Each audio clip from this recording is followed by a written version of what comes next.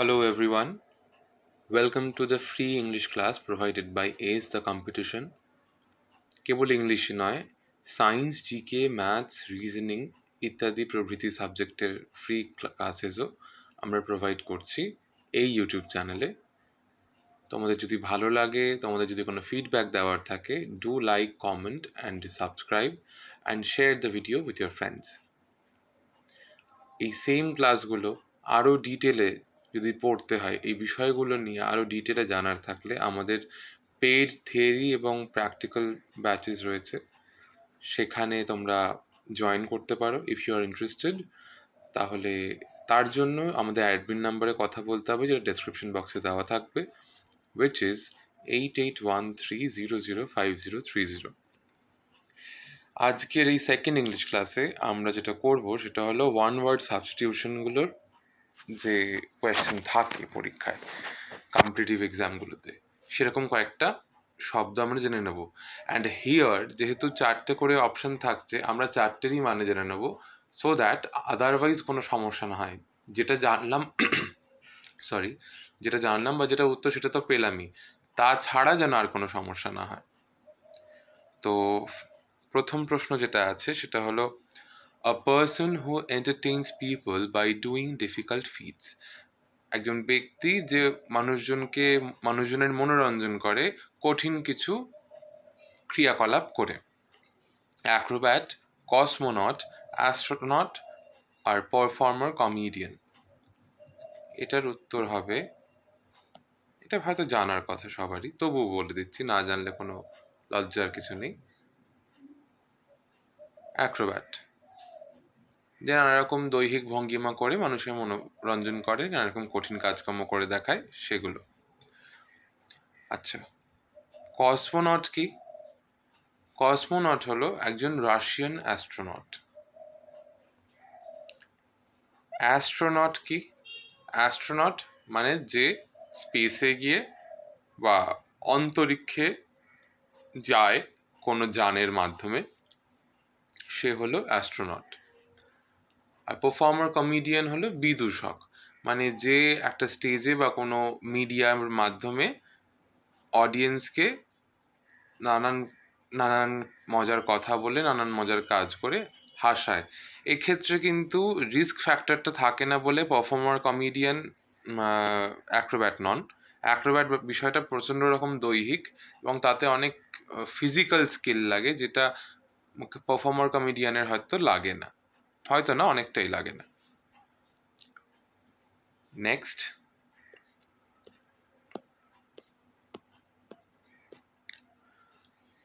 a secret or disguised way of writing.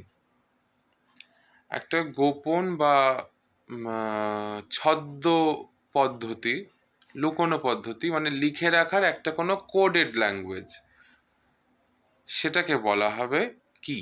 Cipher, না symbol, না emblem, না puzzle? এই যে একটা কোডেড ল্যাঙ্গুয়েজ, এমনভাবে একটা কিছু লেখা যেটা সবাই বুঝতে পারবে না, একটা নির্দিষ্ট কোড ফলো করলেই পারবে, দ্যাট ইজ সাইফার। অনেক সময় দেখবে একটা শব্দ আমরা পাই ডিসাইফার বলে, আই কুডন্ট ডিসাইফার, মানে হলো আমি সংকেতটাকে ভাঙতে পারিনি, আমি লেখাটা পড়তে পারিনি, ওরকম। সিম্বল আর এমব্লেম এই দুটো শব্দের মানেই হলো প্রতীক, আর পাজল মানে হলো ধাঁধা। ওকে,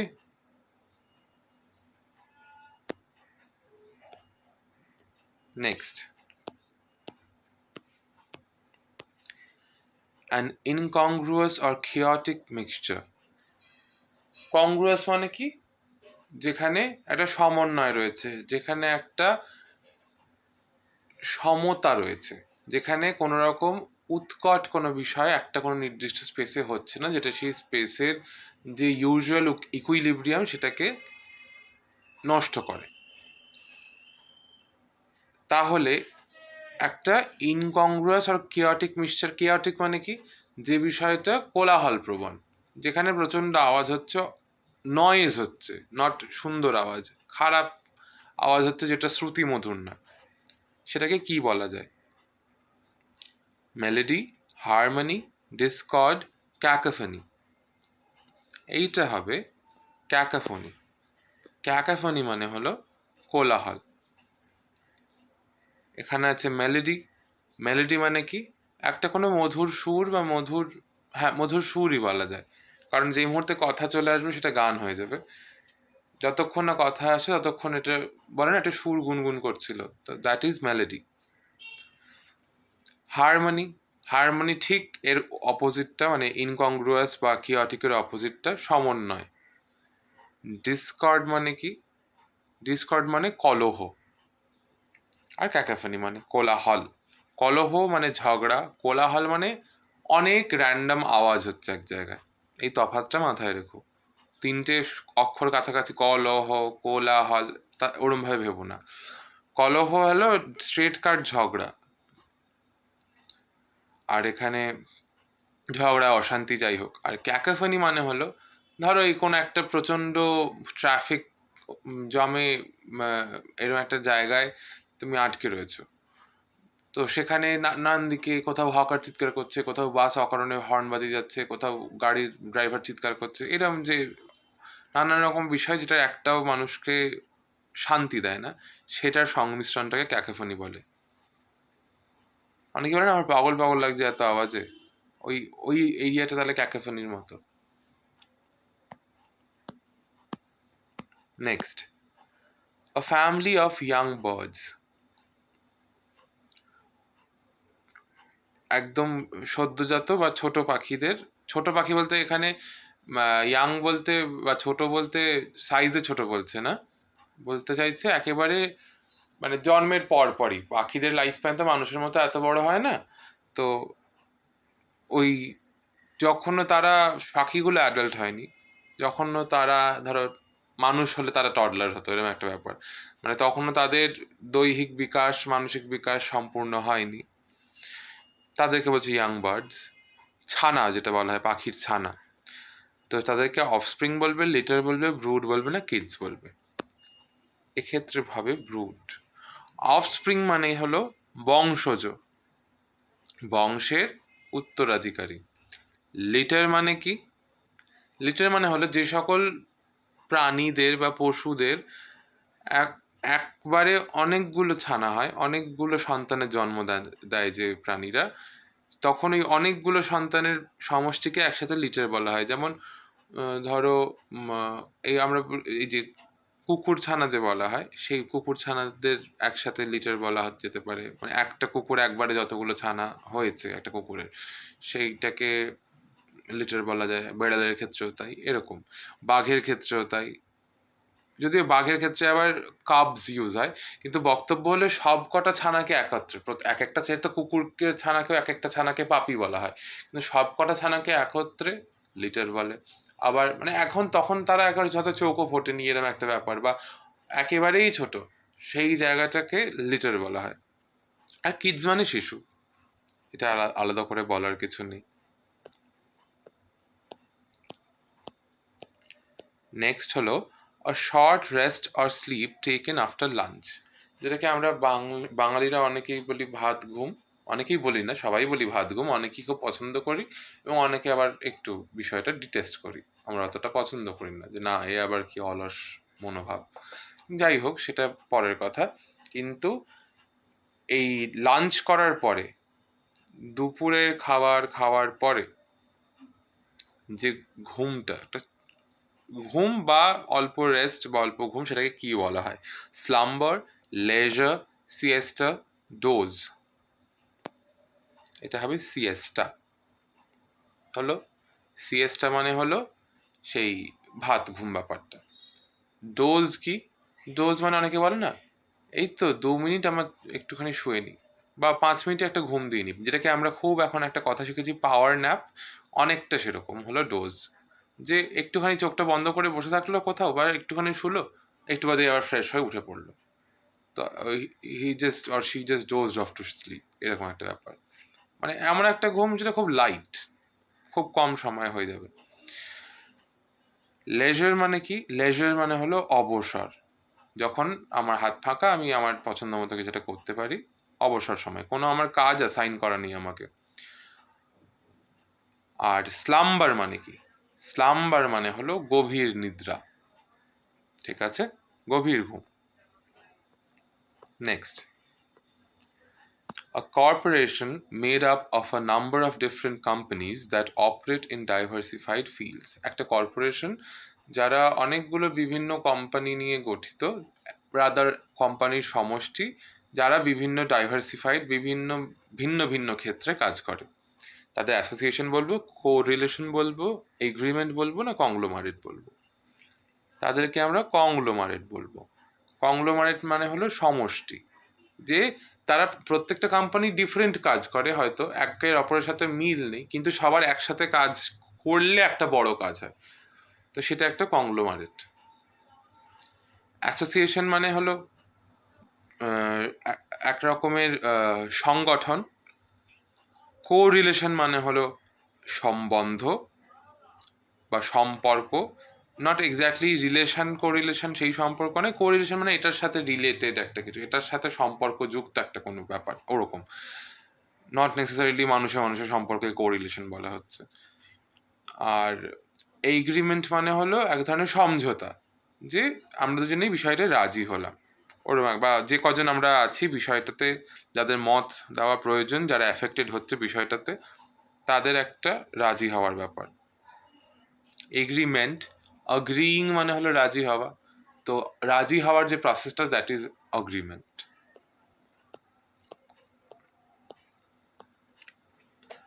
A person who presents a radio or television program, খুবই সহজ এটা, কমেডিয়ান, কোরিওগ্রাফার, অ্যাক্টর না অ্যাঙ্কার?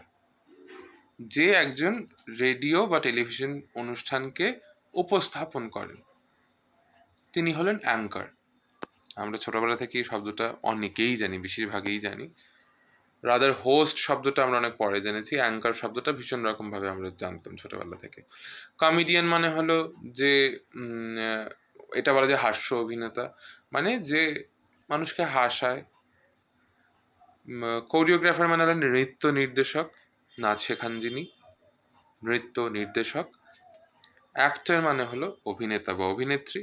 আর অ্যাঙ্কার মানে হলো প্রস্তুতকর্তা, বা অ্যাঙ্কারও আমরা মানে, বা অ্যাঙ্কার শব্দটা এমনই ইউজ হয়, তো অ্যাঙ্কার মনে হয় না আলাদা করে বলার কিছু আছে, প্রস্তুতকর্তা বললেই বরং ভাবতে বসতে হবে। Next question, an examination of a dead body to determine the cause of death. একটা মৃতদেহকে এক্সামিন করা, ভালো করে বিশ্লেষণ করা, পরীক্ষা করে দেখা, যাতে মৃত্যুর কারণটা জানা যায়, সেটাকে কি বলা হয়? Analysis, suicide, homicide, postmortem. এটাও খুবই জানা শব্দ, হবে পোস্টমর্টেম। পোস্টমর্টেম মানে হলো যে একটা মৃতদেহকে, যেটাকে বাংলায় বলা হয় ময়নাতদন্ত, আমি শিওর না, হয়তো ভুল বলতে পারি, কিন্তু আমার মনে হয় সেটাই হবে। আর সেটা যদি নাও হয়, এক্ষেত্রে সব পরীক্ষা বলা যায় সহজ বাংলায়।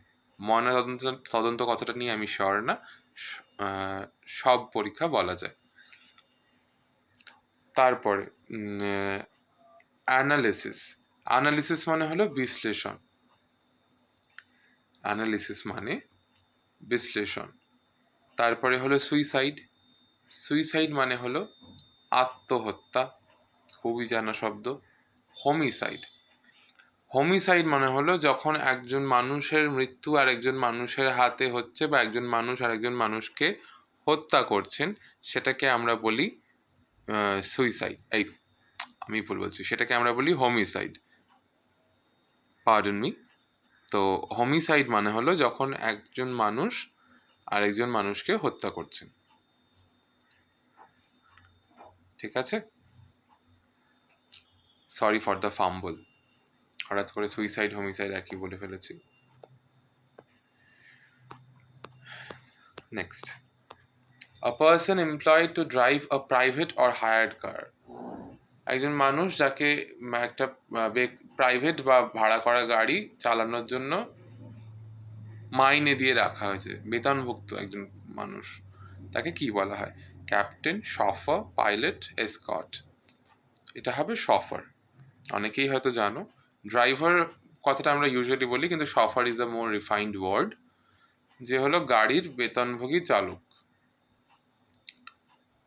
রাজার বলা যায় বেতনভোগী গাড়ির চালক, কিন্তু বেতনভোগী গাড়ি বললে গাড়িটা বেতনভোগী হয়ে যায় না, গাড়ির বেতনভোগী চালক, এটাই ঠিক। ক্যাপ্টেন মানে হলো যিনি জাহাজের ক্যাপ্টেন হতে পারেন, টিমের ক্যাপ্টেন হতে পারেন, এয়ারক্রাফটের ক্যাপ্টেন হতে পারেন। পাইলট মানে হলো বিমান চালক। আর এসকর্ট মানে হলো অনুরক্ষক, যে তোমার সেফটি এনশিওর করার জন্য তোমাকে অ্যাকম্পানি করছে, সে হলো এসকর্ট। সেও সেক্ষেত্রে হায়ার্ড হবে, বাড়ির লোক হলে তার এসকর্ট বলবো না। তারপর টু ওয়াক এইমলেসলি, উদ্দেশ্যহীনভাবে হাঁটা। স্লিদার, ক্রল, স্প্রিন্ট, অ্যাম্বল, এটা হবে অ্যাম্বল। স্লিদার মানে সাপের মতো এঁকে বেঁকে চলা, ক্রল মানে হামাগুড়ি দেওয়া, স্প্রিন্ট মানে তীব্র বেগে দৌড়ানো, আর অ্যাম্বল মানে হলো যেটাকে হিন্দিতে বলে ট্যাহেল না, ওরকম হেলে দুলে হাঁটা। Next, the study of earthquakes, seismology, geography, topography, geology. আমরা ভূমিকম্প মাপি সিসমোগ্রাফ যন্ত্রে, তাই এখান থেকে মনে রাখা যায় সিসমো ব্যাপারটা ভূমিকম্পের সাথে রিলেটেড। সো আর্থকোয়েকের স্টাডি হলো সিসমোলজি। জিওগ্রাফি হলো ভূগোল। টোপোগ্রাফি হলো ভূসংস্থান, মানে কোনো ক্ষেত্রে, কোনো একটা নির্দিষ্ট ক্ষেত্রের প্রাকৃতিক কী কী বিশেষত্ব রয়েছে, ভূসংস্থান। আর জিওলজি মানে হলো ভূগর্ভশাস্ত্র। নেক্সট, সরি,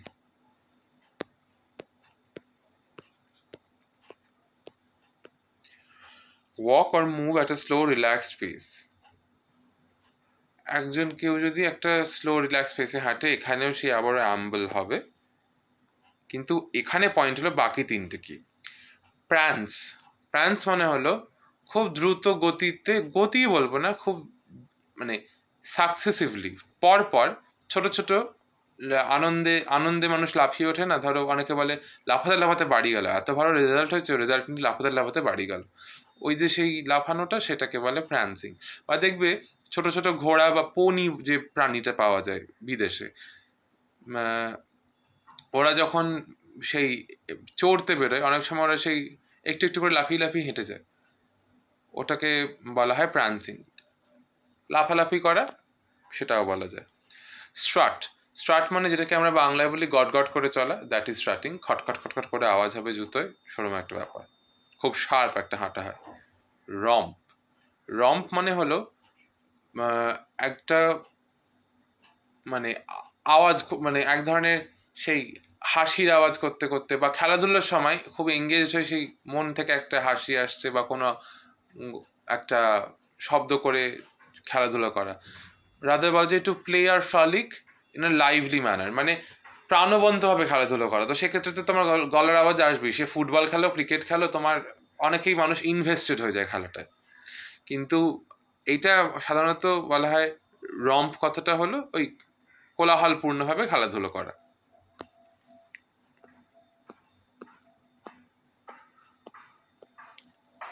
তারপর one who supervises students in an examination hall, একটা পরীক্ষা কেন্দ্রে যিনি স্টুডেন্টদের সুপারভাইজ করেন, তিনি টিচার, ইন্সপেক্টর, ইনভিজিলেটর না এক্সামিনি। অবভিয়াসলি ইনি হলেন ইনভিজিলেটর। টিচার হলেন শিক্ষক, ইন্সপেক্টর হলেন যিনি নিয়মের ধারক বাহক, যিনি নিয়ম পালন হচ্ছে কিনা সেটাকে লক্ষ্য করেন, আর এক্সামিনি হলো পরীক্ষার্থী। Next, a sound that cannot be heard, indelible, inaudible, inedible, audible, যেটা কানে শোনা যাচ্ছে না সেটা হলো অশ্রাব্য, দ্যাট ইজ ইনঅডিবল। অডিবল ঠিক তার উল্টো, মানে শ্রাব্য, যেটা কানে শোনা যায়। ইনডেলিবল, ইনডেলিবল মানে হলো যেটাকে মেটানো সম্ভব নয়, যেটাকে সরানো সম্ভব নয়, যেটাকে রিমুভ করা বা ওয়াশ আউট করা সম্ভব নয়। ইনএডিবল মানে হলো অখাদ্য। ঠিক আছে, next, indifferent two pleasure and pain, যার মানে কোনো আনন্দ, রাদার আমি বলবো কোনো রকম প্লেজারও নেই, কোনো বিষয়তে প্রচণ্ড আরাম পেয়ে, প্রচণ্ড স্বস্তি পেয়ে আনন্দ উৎফুল্ল হয়ে ওঠেন না, আবার যার কষ্টেরও খুব একটা বেশি বহিঃপ্রকাশ নেই। সে সিনিক, স্টয়িক, লাস্টি না প্রুডেন্ট? সে হলো স্টয়িক, মানে উদাসীন। সিনিক মানে কি? সিনিক মানে হলো যে নিন্দুক, আর ম্যাক্সিমাম জিনিসের ক্রিটিসাইজ করতে থাকে। প্রুডেন্ট মানে কি? যে হলো বিবেকপূর্ণ, যে একটা সেন্সিবল মানুষ এবং কেয়ারফুলি ডিসিশন নেয় এবং প্রত্যেকটা বিষয় অনেক বেশি থটফুল, সে হলো প্রুডেন্ট। আর লাস্টি মানে হলো যে হলো প্রচণ্ড প্রাণবন্ত, উচ্ছল, সুস্বাস্থ্যের অধিকারী এবং শক্তিশালী, এরকম একটা কম্বিনেশন। তো আজকের ক্লাস ছিল এই অবধি। আমি আরেকবারও রিমাইন্ড করিয়ে দিচ্ছি যে এটিসি থেকে ইংলিশ ছাড়াও সায়েন্স, জিকে, ম্যাথস, রিজনিং প্রভৃতি সাবজেক্টের ক্লাসেস ফ্রিতে দেওয়া হচ্ছে ইউটিউবে, এই চ্যানেলে, যেগুলো তোমাদের পড়াশোনায় প্রিপারেশনে হেল্প করবে। তোমাদের যদি এর চেয়েও বেশি ডিটেলে বিষয়গুলো জানার ইচ্ছা থাকে বা প্রয়োজন থাকে মনে হয়, সেক্ষেত্রে তোমরা আমাদের যে পেইড ব্যাচ আছে সেটা জয়েন করতে পারো। তার জন্য তোমাদের অ্যাডমিন নাম্বারে যোগাযোগ করতে হবে। অ্যাডমিন নাম্বার হলো 8813005030। এবং তোমাদের যা ফিডব্যাক থাকে বা এই ভিডিওতে কোনো যদি ডাউট থাকে বা কোনো বক্তব্য থাকে, সেটা নিশ্চয়ই কমেন্ট করে জানিও। লাইক করো, শেয়ার করো, সাবস্ক্রাইব করো, যাতে চ্যানেলটা কন্টিনিউ করা যায়। Thank you so much for your time. Have a lovely day.